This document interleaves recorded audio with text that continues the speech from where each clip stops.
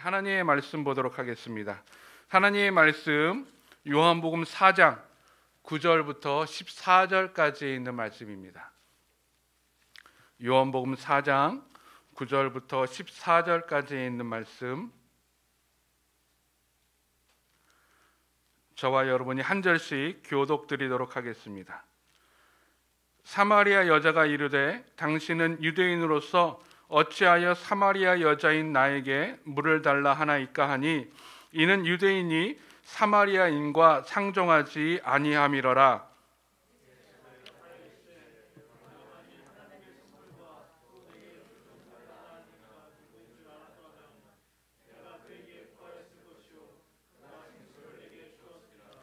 여자가 이르되 주여 물 기를 그릇도 없고 이 우물은 깊은데 어디서 당신이 그 생수를 얻겠사옵나이까?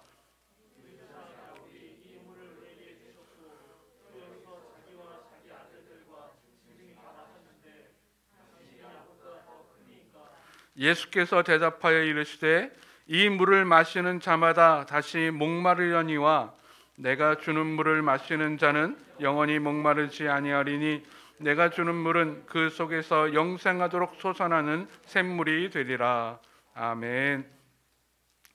지난 한 주간 우리 언론들은 미국 대선의 투표와 개표에 귀를 기울이게 만들었습니다.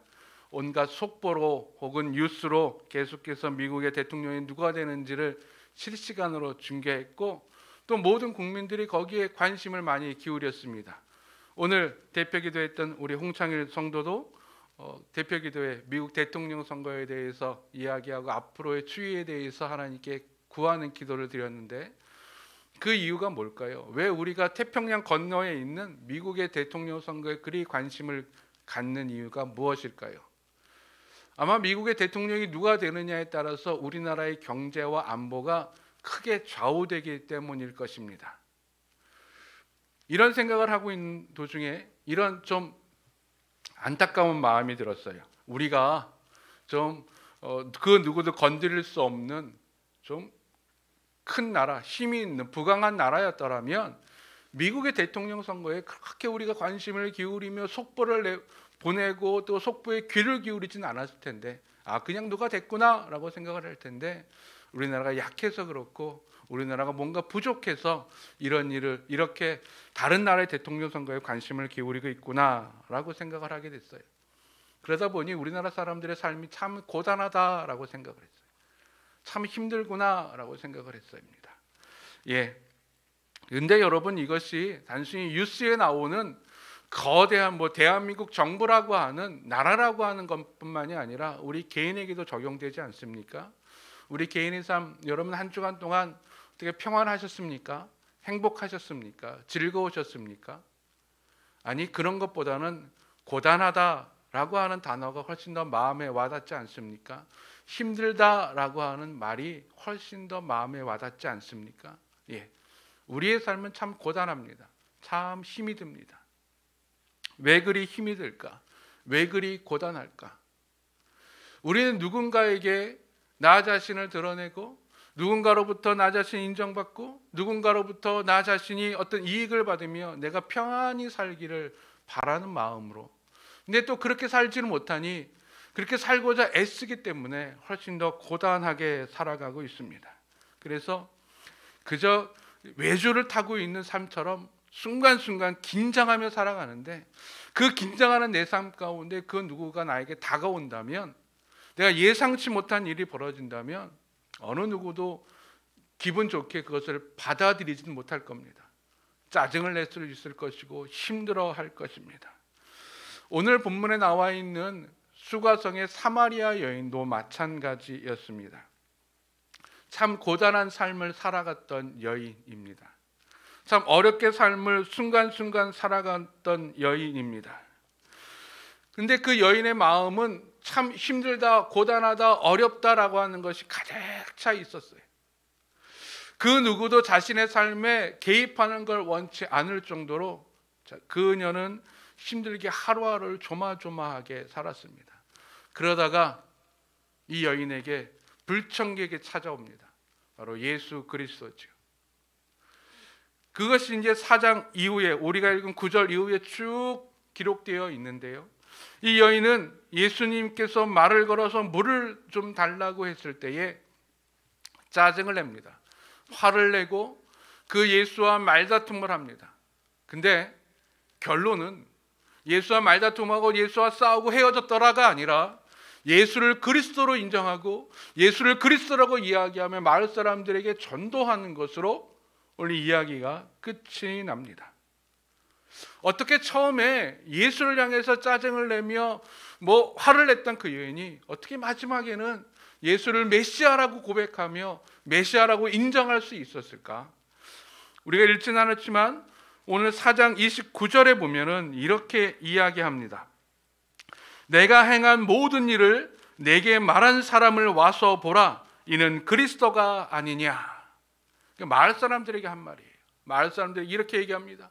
와, 좀 봐라. 내가 행한 모든 일을 내게 말한 사람, 그가 그리스도가 아니에요. 메시아가 아니냐라고 말합니다. 그러니까 나의 모든 일을 알고 있는 사람이다라고 하는 것이죠. 여러분, 여기서 한 가지 궁금한 점이 있습니다. 나의 모든 일을 알고 있는 사람. 여러분, 우리는 그런 사람들을 메시아 혹은 그리스도라고 말합니까? 아니에요. 여러분의 과거를 알고 있는 사람한테 여러분은 뭐라 그럽니까? 점쟁이라고 이야기해요. 아마 유대인들에게는, 당시 이스라엘 사람들에게는 우리에게는 점쟁이가 편하지만 유대인들에게는 선지자라는 표현이 합당할 것입니다. 그래서 이 여인, 사마리아 여인도 예수님에게 당신은 선지자군요 라고 이야기를 합니다.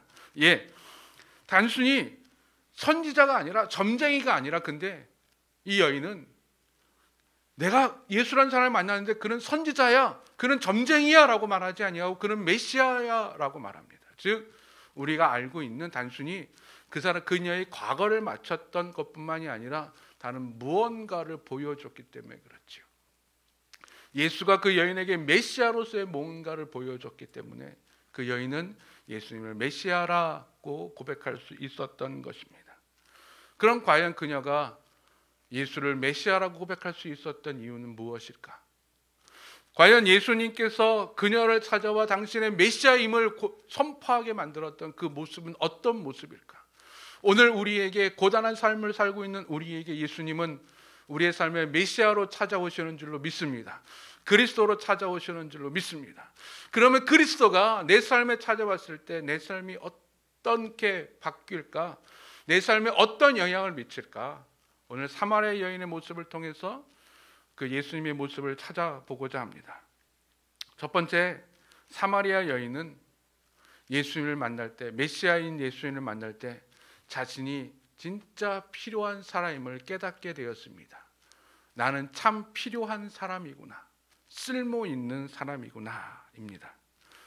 하나님께서 세상을 창조하시고 인간을 창조하실 때에 그냥 보시기에 좋게, 소위 말해서 관상용으로 인간을 창조하진 않으셨습니다. 아담과 하와를 창조하시면서 필요한 존재임을, 즉 하나님의 창조한 이 피조 세계에 참 필요한 존재임을 각인시켜 주셨고 필요한 일을 하게 하셨습니다. 그래서 아담과 하와는 창조된 이후에 하나님이 창조한 피조물에 대해서 이름을 붙이는 일을 합니다. 하나님이 살게 해주신 에덴 동산을 가꾸는 동산지기로서 삶을 살아갑니다. 인간은 창조될 때부터 뭔가 필요한 존재로 창조되었어요. 쓸모 있는 존재라고 하는 것이죠. 그래서 인간은요, 늘 필요한 존재, 쓸모 있는 존재가 되기 위해서 안간힘을 씁니다. 만약에 자기가 속해 있는 그 사회에서, 공동체에서 필요 없는 존재로 낙인 찍혔을 때 그 상실감은 너무너무 큽니다. 쓸모없는 존재라고 인정받았을 때 그 자신은 그 사회에서 더 이상 살아갈 수 있는 존재 의미를 잃어버리게 되지요. 즉 쓸모없는 존재로서의 상실감 가운데 살아가게 됩니다. 여러분은 필요한 존재, 쓸모 있는 존재입니까? 아니면 필요 없는 존재, 쓸모없는 존재로 살아가고 있습니까? 이 사마리아 여인은 참 쓸모없는 존재, 필요 없는 존재로 살았던 여인입니다. 그 여인은 누군가를 필요로 한 존재였지만 누군가가 자신을 필요로 하는 존재로 살아본 적이 한 번도 없었어요. 그녀는 남자의 보호 없이는 한순간도 살아갈 수 없는 존재였기에 늘 남자를 구했습니다. 늘 남자를 구해서 남자와 함께 있기를 원했고 남자의 보호 아래 살아가기를 구했습니다.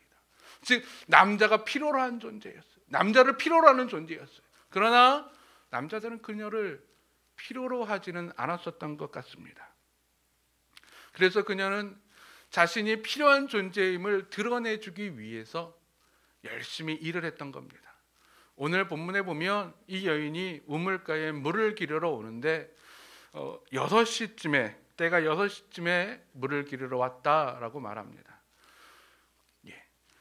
어떤 학자들은 이것이 낮 12시, 지금의 낮 12시일 것이다 라고 말하는 학자도 있고 또 어떤 학자들은 때에 따라서 이것이 저녁 때일 것이다 라고 이야기하는 학자들도 있습니다. 왜냐하면 당시의 시간은 지금처럼 우리가 흔히 사용하는 12진법으로 사용하는 것이 아니라 뭐 유대인의 시간 개념, 로마인의 시간 개념이 혼합돼서 사용되었기 때문에 그런 이렇게 해석의 차이가 있습니다. 그러나 중요한 사실은 이 여인이 혼자 물을 기르러 왔다라고 하는 것이죠. 자신이 먹을 물이 아닙니다. 그 가정에 필요한 물이죠. 즉 나는 가정에 필요한 사람이야 라고 생각하면서 물을 기르러 왔던 것이에요. 그러나 어느 누구도 그 가정에 어느 누구도 그녀가 참 필요한 존재라고 인정해 주지는 않았습니다. 받아주지도 않았었죠. 그런데 그러한 여인에게 예수님께서 말을 걸었던 것입니다. 나에게 물을 좀 줄 수 있겠느냐. 이것은 명령이 아닙니다. 부탁이지요. 예수님은 그녀에게 당신은 나에게 물을 줄 수 있는 나에게 필요한 존재입니다 라고 지금 고백하고 있는 것입니다. 그 여인은 거기에 대해서 상당히 놀랐어요. 그래서 여러분 보통 사람들이 나에게 물이 있어요. 이 물은 나에게 어떤 큰 재산이 아닌 자산 가치가 있는 것 아닙니다. 나눠 쓸 수 있는 것이지요. 근데 어떤 사람이 와서 목마르니 나에게 물 한 잔만 주세요. 그러면 나에게 있는 물, 우물이니 그냥 물 한 잔 떠줄 수 있는 거 당연한 것 아닙니까? 아무 생각 없이 떠줄 수 있을 거예요. 근데 그녀는 이 사마리아 여인은 처음 들어봤던 거예요. 너무 어색했던 거예요.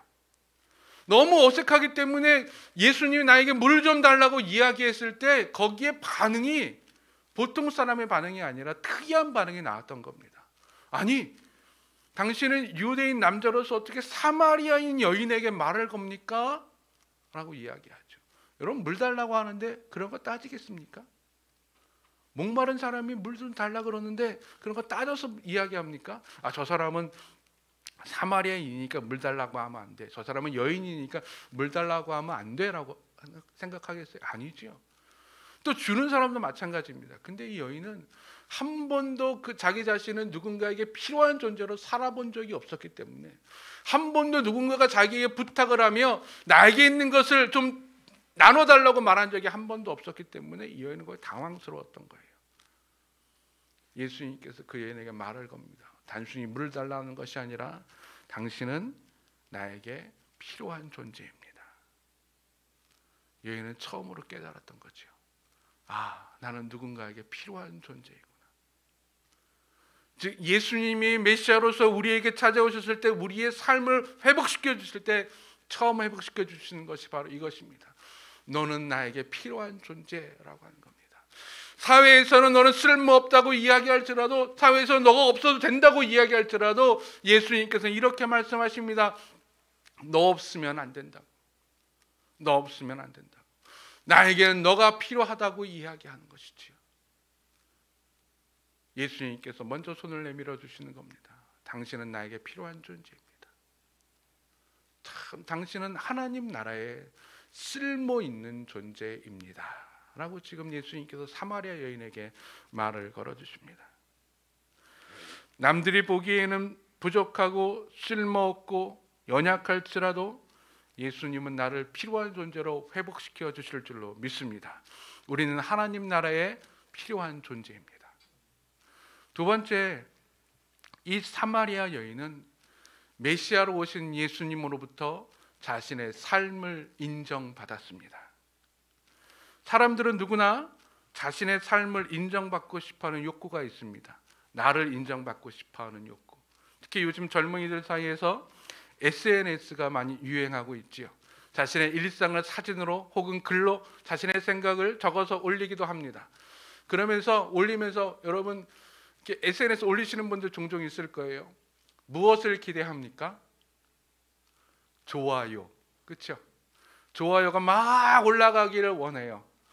좋아요가 안 올라가면 괜히 마음이 아프고 씁쓸하고요. 야, 이건 뭔가 좀 더 뭔가를 해야 되지 않을까라고 생각을 합니다. 그래서 거기에 중독된 어떤 사람들은 좋아요를 어디서 관심을 받기 위해서 자작극을 벌인다든지 아니면 자극적인 언행을 서슴지 않고 행하기도 합니다. 왜요? 나를 인정받고 싶어서예요. 사람들이. 뭐 그런 사람들만 인정받고 싶어하는 욕구가 있습니까? 아니죠. 우리들은 누구에게 다 인정받고 싶어하는 욕구가 있어요. 근데 여러분 왜 인정받지 못합니까? 나에게 숨기고 싶은 것들이 너무나 많기 때문에, 인정받지 못할 것이라고 생각되어지는 것들이 너무나 많기 때문에 우리의 삶은 점점 낮은 자존감으로 자기 자신이 무너지고 자기 자신의 삶이 망가집니다. 이 사마리아 여인이 그랬어요. 자기는 인정받고 싶었지만 어느 누구도 자신의 삶을 인정해 주지 않았어요. 그래서 그 여인은 동네 사람들과도 그리 친하게 지내지 않았습니다. 그래서 그 여인은 자신의 삶에 대해서 드러내놓고 이야기하지도 않았어요. 예수님께서 내 남편을 데리고 오라 라고 하는 말에 이 여인은 주저하며 나는 남편이 없습니다 라고 이야기했어요. 남편이 왜 없습니까? 같이 살고 있는 남자가 있음에도 불구하고 그녀는 그 남편에게 아내로서 인정받지 못했던 거예요. 그저 동거인일 뿐이지 정식 아내도 아니었습니다. 그 전에 살고 있었던 5명의 남자들도 자신의 필요에 따라서 그 여인을 취하였었지만 쓸모없을 때 버림받은 존재였었고 어느 누구도 그 여인을 자신의 아내로 그녀를 온전히 인정해 준 적이 한 번도 없었어요. 어느 누구도 인정해 주지 않았던 그녀의 삶, 얼마나 고단했을까요? 근데 그 예수님께서 그녀의 삶을 인정해 주십니다. 4장 17절 18절에 보면 예수님께서 그녀에게 이렇게 이야기해요. 여자가 대답하여 이르되 나는 남편이 없나이다. 예수께서 이르시되 내가 남편이 없다 하는 말이 옳도다. 너에게 남편 5이 있었고 지금 있는 자도 내 남편이 아니니 내 말이 참되도다. 여러분 이 말씀은요, 예수님께서 그녀의 과거를 꿰뚫어 보면서 너 이런 여인이지 라고 지금 추궁하고 있는 것이 아닙니다. 만약에 이렇게 추궁했다면 여인의 다음 반응이 두려움이었을 거예요. 도망이었을 거예요. 숨기면서 부정했을 거예요. 근데 이 여인은 그 다음에 예수님에서 좀 더 가까이 나아갑니다. 이 말은 이 구절이 단순히 지적하는 것이 아니라 인정해 주는 거예요. 그래, 네가 이렇게 고단하게 힘들게 살았던 너의 인생, 남자 없으면은 너를 보호해줄 보호자가 없으면 단 한순간도 살아갈 수 없었던 너의 그 인생 내가 다 알아. 다 인정해줘. 내가 너를 여인으로 인정해 주는 거야. 그럴 때 이 여인이 삶이 예수님께 마음의 문이 활짝 열었던 것이죠. 어느 누구도 인정해 주지 않았던 자신의 삶을 예수님께서 인정해 주시고 힘들게 살았다는 것을 받아주는 것이죠. 너 진짜 힘들게 살았구나. 그래, 너 열심히 살았어. 너 진짜 열심히 살았어. 남들이 보기에는요, 남편 5에 버림받고 지금 있는 남자도 아내를 인정해 주지 않고 참 고단한 인생이에요. 그러나 예수님은 인정해 주고 너 진짜 힘들게 살았다. 내가 다 받아준다고. 내가 다 인정해 준다고 하는 것이죠. 거기에 그 여인의 마음이 활짝 열렸던 것이죠. 예, 예수님은 우리와 만나셔서 메시아로서 오신 예수님은 지금까지 우리의 삶을 받아주시는 줄로 믿습니다. 예수님께 우리의 삶을 숨길 필요가 없어요. 여러분, 내가 삶을 인정받으면요, 내가 나로서의 인정을 받으면 나도 모르게 놀라운 힘이 생겨납니다.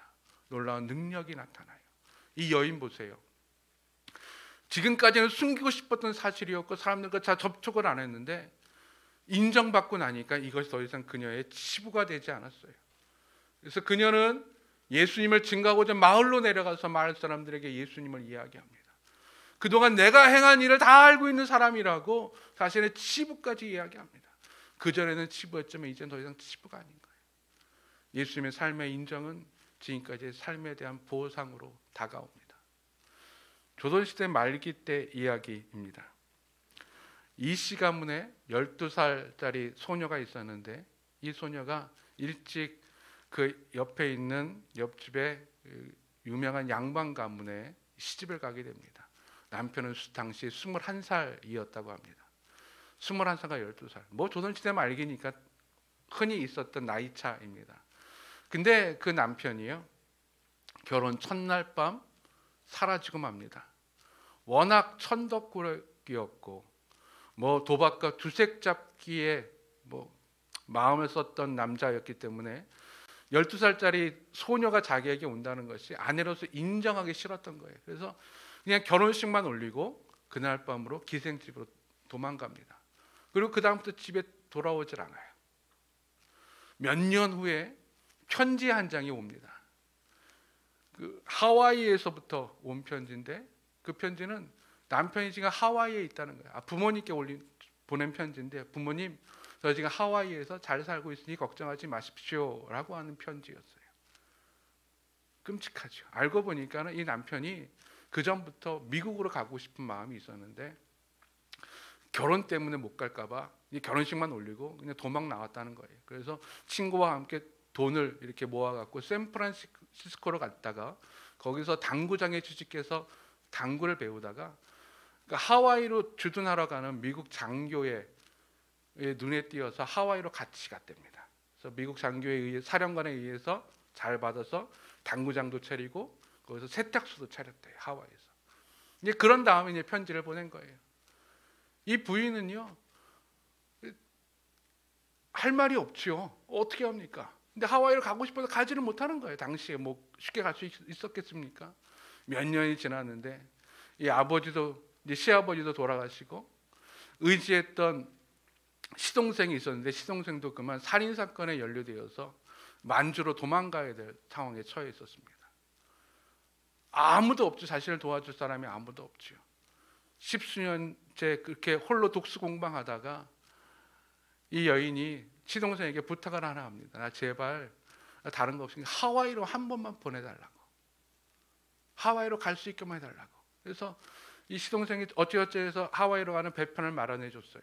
하와이로 갔습니다.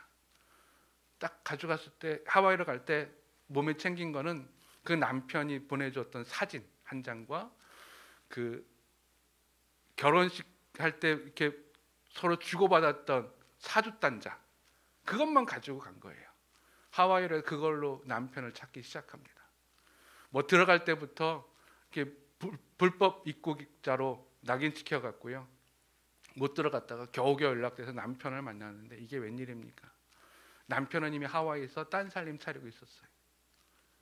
그 여인을 그냥 불쌍해서 데리고 왔는데 자기 집 그냥 2층 방 하나 주고 거기에 그냥 살게 하고 남편이 쳐다보지도 않았어요. 얼마나 그렇게 지냈을까요? 하루는 우연히 남편이 있는 방문을 열어보니 남편이 아편을 하고 있었던 거예요. 그러니까 장사가 잘 되니까는 그냥 허랑방탕하게 하루하루 살고 있었던 거죠. 이 여인이 열불이 났어요. 지금까지 내가 기다렸던 세월.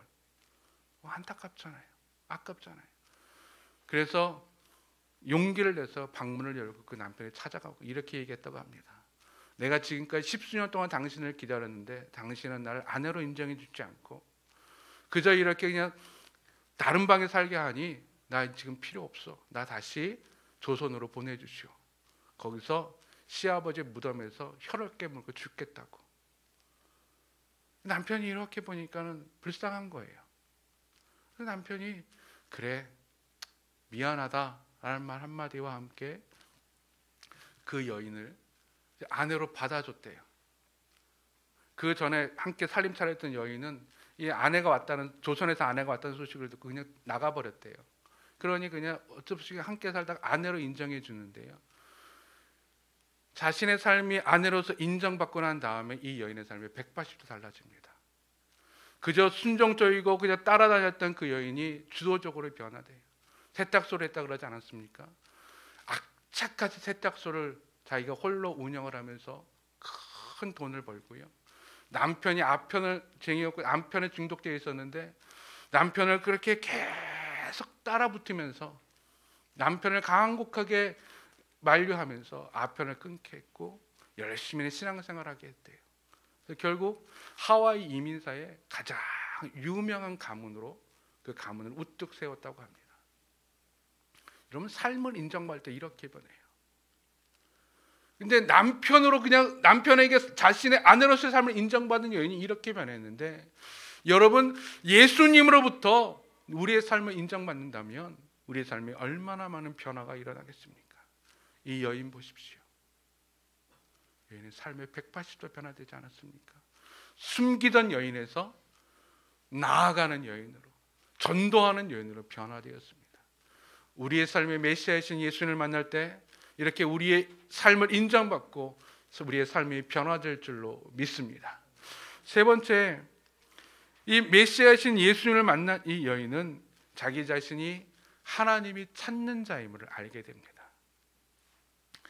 이 여인이 마지막으로 예수님께 장벽을 친 게 있어요. 다 마음이 오늘 활짝활짝 열다가 마지막으로 장벽을 친 게 있는데, 그것이 바로 유대인과 사마리아인의 건널 수 없는 장벽입니다.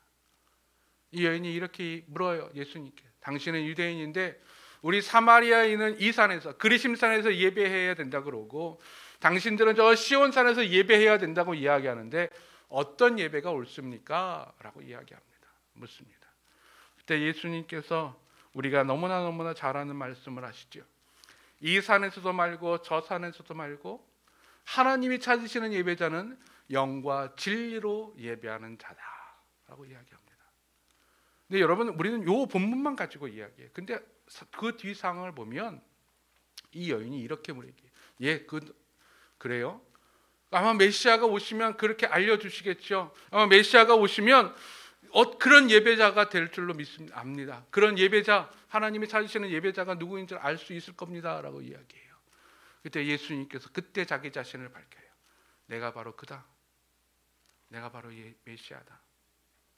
즉 메시아가 하나님이 찾으시는 사람은 영과 진리로 예배드리는 그 사람인데, 그 사람 찾기 위해서 내가 지금 너에게 왔다라고 하는 겁니다. 내가 지금 사마리아 여인 당신 앞에 와 있다라고 하는 거예요. 그 말은 무슨 말입니까? 내가 찾는 사람은 바로 당신입니다 라고 하는 거예요. 예. 우리가 메시아이신 예수님을 만날 때 이 사실을 깨닫게 될 줄로 믿습니다. 하나님이 찾으시는 사람은 다른 저 사람이 아니라, 저 목사님이 아니라, 저 장로님이 아니라 바로 나로구나. 바로 나로구나. 이 사실을 깨닫게 될 때 우리의 삶이 바뀌게 되는 것이죠. 여러분, 하나님이 찾으시는 분은 바로 나인 줄로 믿습니다. 바로 우리인 줄로 믿습니다.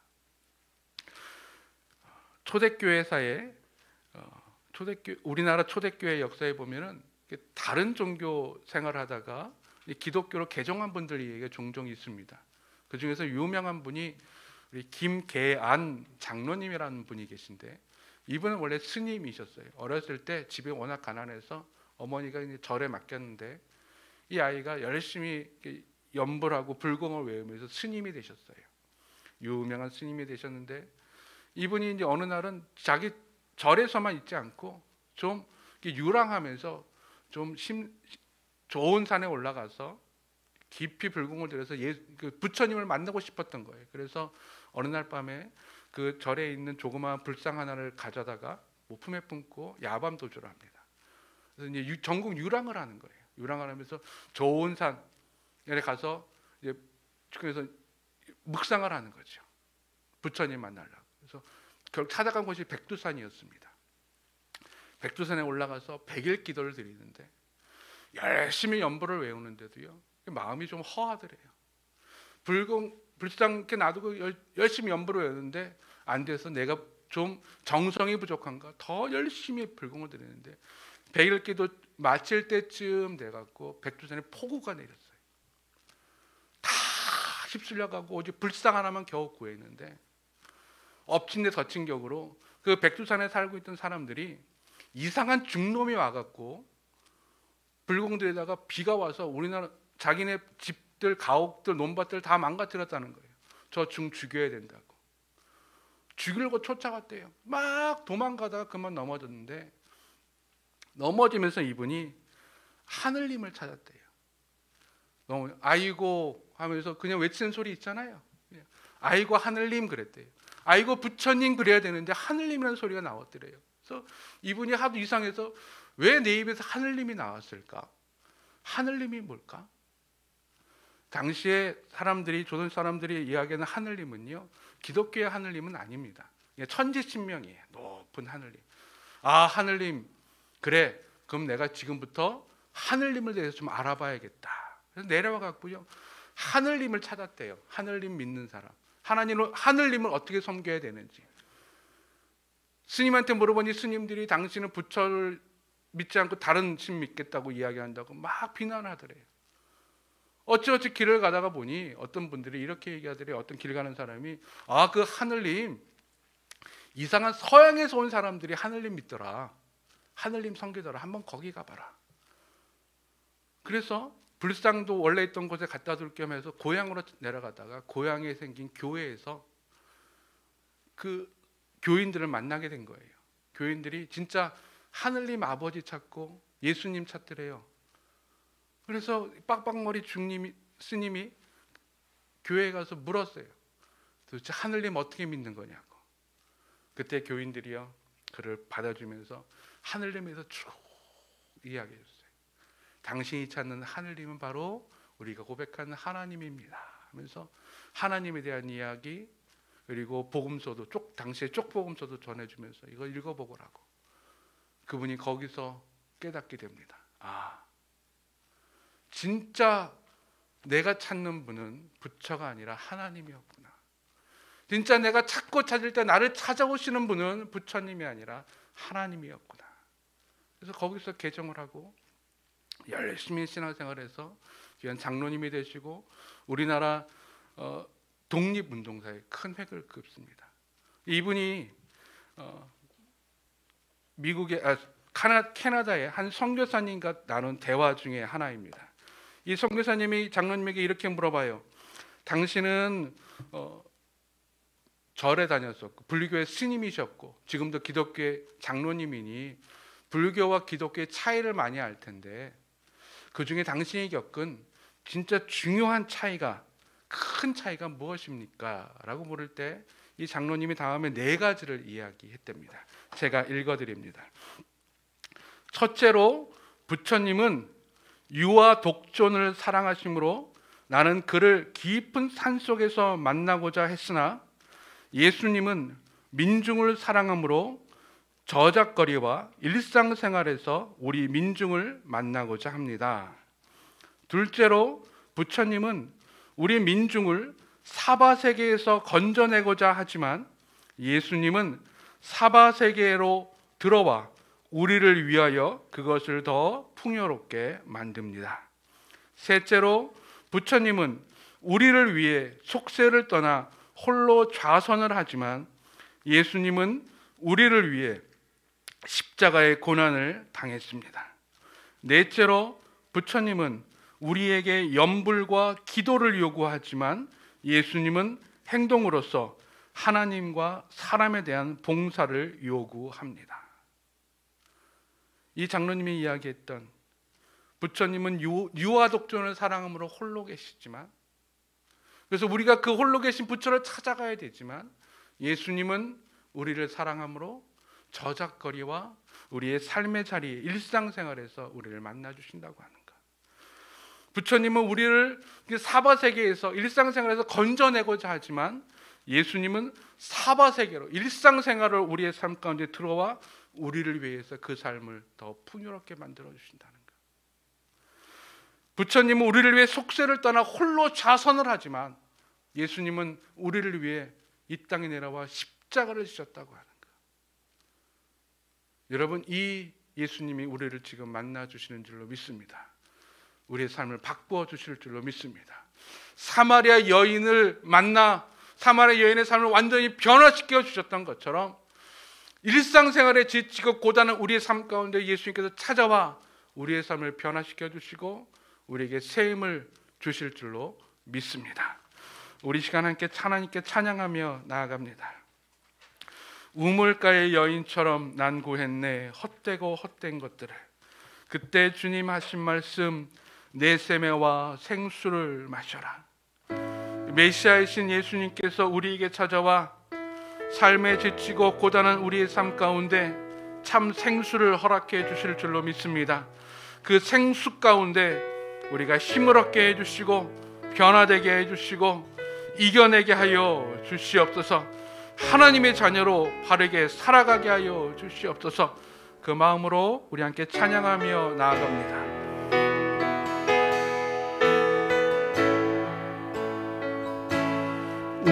우물가의 여인처럼 난 구했네 헛되고 헛된 것들을. 그때 주님 하신 말씀, 내 세매와 생수를 마셔라. 오 주님 채우소서. 나의 잔을 높이 듭니다. 하늘 양식 내게 채워주소서. 넘치도록 채워주소서. 주님 채우소서.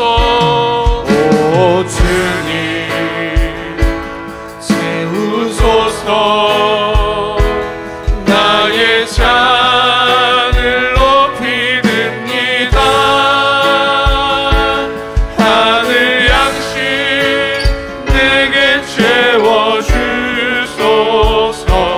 넘치도록 채워주소서. 우리 시간 기도하며 나아갈 때에 혹시 내 삶이 사마리아 여인과 같이 고단하고 힘들고 지쳐있지 않습니까? 지친 내 삶 가운데 고단한 내 삶 가운데 찾아오신 메시아이신 예수 그리스도를 만나 내 삶이 다시 힘을 얻게 하여 주시옵소서. 쓸모없었던 내 삶이 필요한 존재로 변화되게 하여 주시옵소서. 인정받지 못했던 내 삶이 예수님으로부터 인정받게 하여 주시고 하나님이 찾는 자가 바로 나임을 깨닫게 하여 주시옵소서. 새로운 삶의 변화를 갖게 하여 주시옵소서. 우리 함께 기도하며 나아갑니다. 오 주님 채우소서. 나의 잔을 높이 듭니다. 하늘 양식 내게 채워주소서. 넘치도록 채워주소서. 오 주님 채우소서. 나의 잔을 높이 듭니다. 하늘 양식 내게 채워주소서. 넘치도록 채워주소서. 하나님, 우리의 삶은 우물가에서 물을 길렀던 사마리아 여인과 같이 고단하고 힘든 삶입니다. 그 사마리아 여인에게 찾아오신 예수님처럼 우리의 삶 가운데 찾아오신 메시아이신 예수님을 만나 우리의 삶이 주님께서 허락하시는 생수를 얻게 하여 주시옵소서. 필요한 존재로 인정받는 자로 하나님이 찾으시는 자로 살아가게 하여 주시옵소서. 힘을 얻게 하여 주시옵소서. 예수님의 이름으로 기도드리옵나이다. 아멘. 끝까지 복음이 전해질 때까지 증인된 삶을 결코 쉬지 않으리. 땅 끝까지 복음이 전해질 때까지